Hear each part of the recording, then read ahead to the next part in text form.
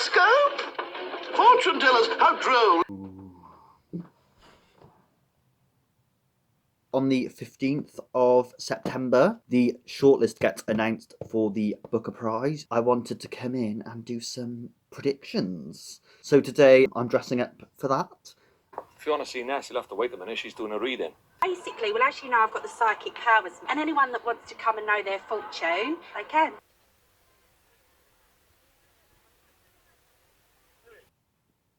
I'm going to call my dressed up character Madame Gemma-Rose. Now I am Madame Gemma-Rose, and we are going to go through the Booker Longlist and select the books I want to make the shortlist. You have my permission to kiss the royal hands. The New Wilderness by Diane Cook. I think it's meant to be like a bit feminist dystopian.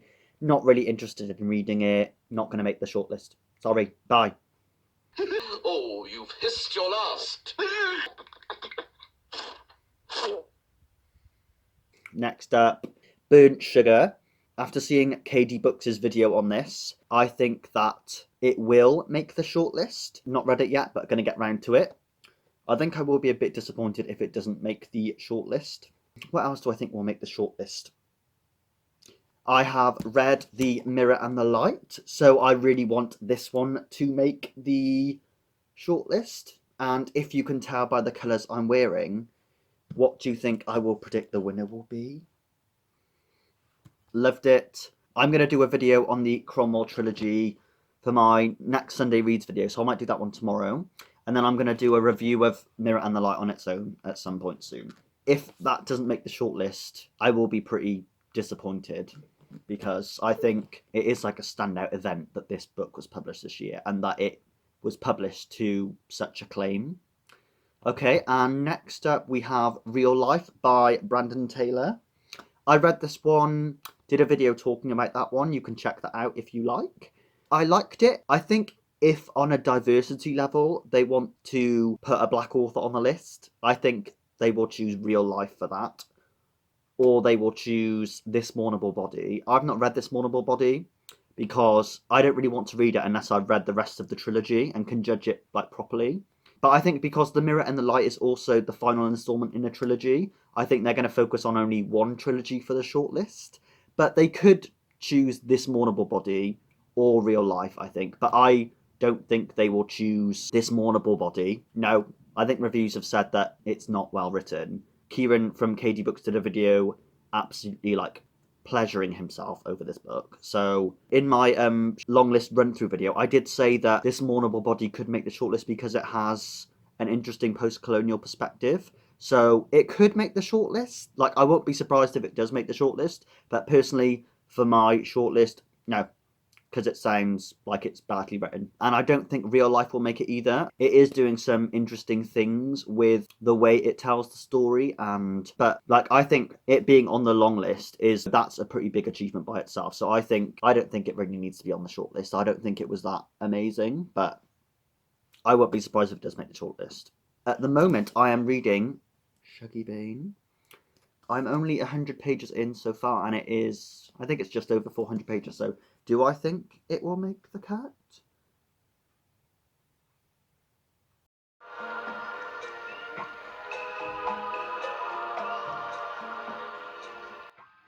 Amam Shabai, Amam Puri, Ahmed Jalali. Yes, I do. So far, the writing is pretty good. I'm loving the story so far. Okay, and next up, let's talk about Love and Other Thought Experiments. To be honest, it's like a feat for this to have got on the long list. Out of like the hundreds of books they must have read to select a long list, it's kind of amazing that this one would stand out. So I think just because it's got a kind of wacky idea, that's probably the biggest thing about it that draws anyone's attention to it. So I think probably upon reading it, it would probably be a bit disappointing. So no, don't think that will make the shortlist. Goodbye.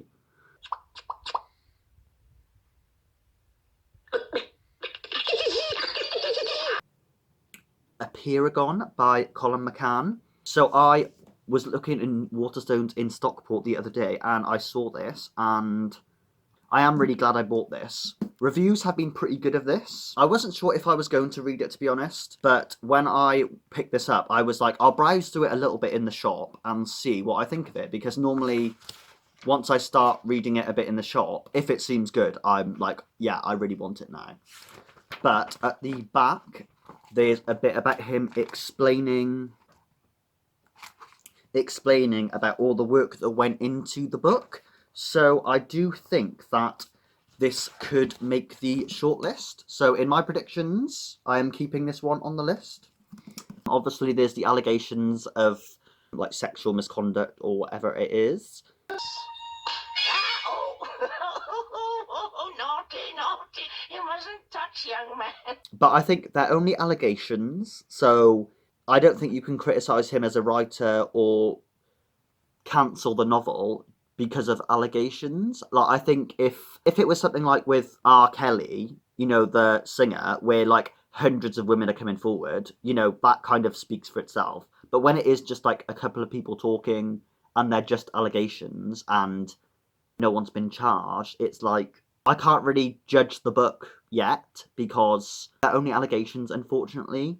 I think if he gets charged for that and is found guilty, I don't think it deserves to make the shortlist, because I think there's less problematic writers who could be getting a shout out, who are writing good books. But as they are only allegations, I am keeping it on the shortlist. There's also been some criticism about how he's an Irish writer writing about Palestine and Israel when he isn't, you know, he's not from that country and he's not lived there or anything.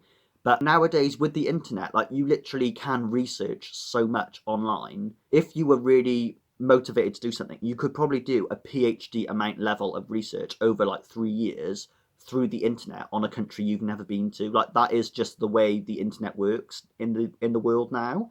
So personally, I mean, from an identity perspective, I can see that as problematic, but I think the judges will want to make a statement and say, do not prejudge a book before you read it, and that writers should be able to write about whatever they want, and I do believe that. So for me, I do think it will make the shortlist. Okay, and Who They Was by Gabriel Kreutzer.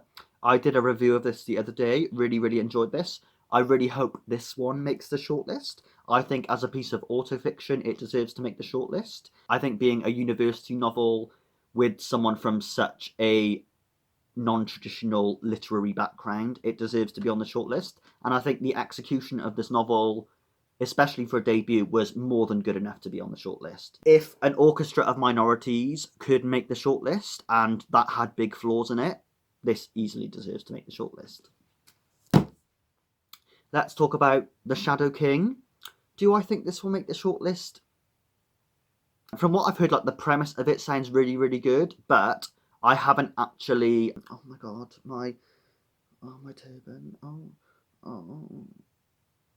But I haven't actually heard any glowing stuff about the actual writing or the execution. So I think the premise of the book seems to be the most interesting thing about it. So that probably makes me think it's not that good. So, sorry, you've got to go. No. This is what the cards are telling me. There won't be no longevity with it. And next, Redhead by the Side of the Road.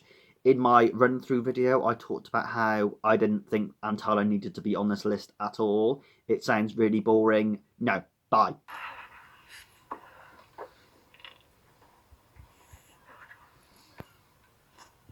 That was a tough one. I had to skirt around the facts, if truth be told. He looked very upset. That's the hand that life has dealt you. Now it's between Such a Fun Age and How Much of These Hills is Gold. So...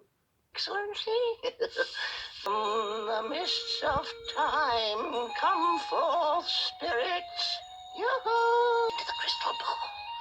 Oh, Delali, oh, Delali. Oh! Such a Fun Age has had more hype than it deserves anyway, from, you know, as much as I know about it. Not really interested in reading it. Apparently the writing isn't that great, and I don't know, I think it's the kind of book where if you want to read it to find out about white allyship, That's the kind of thing you can actually just read an article about. Like, I would rather just read an article about white allyship and how to be a good ally rather than read a novel kind of telling me what not to do. Like, I'd rather have an article that can do that in much less time. The characters in it don't sound that interesting. So to me, sorry, Kylie Reid, you don't make the cut. Better luck next time. So that leaves How Much of These Hills is Gold. I have not read this one yet. I am really, really excited to read this. I do want to get around to it in the next week or so. Do I like the cover? The cover is pretty.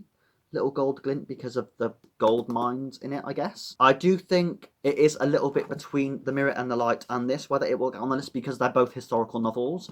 But I do think because it is about the American gold rush and it is nuanced in that it is a take on the Chinese immigration at the time, I do think that it is really nuanced in that way. And have people said the writing is that brilliant? I don't know. So I'm not sure if this will make the shortlist, but from my predictions video, I would select this if I was on the panel to make the shortlist. So yes, my shortlist is Burnt Sugar, Mirror and the Light, Shuggy Bane, Who They Was, Apeirogon, and I haven't read this yet either, and How Much of These Hills is Gold.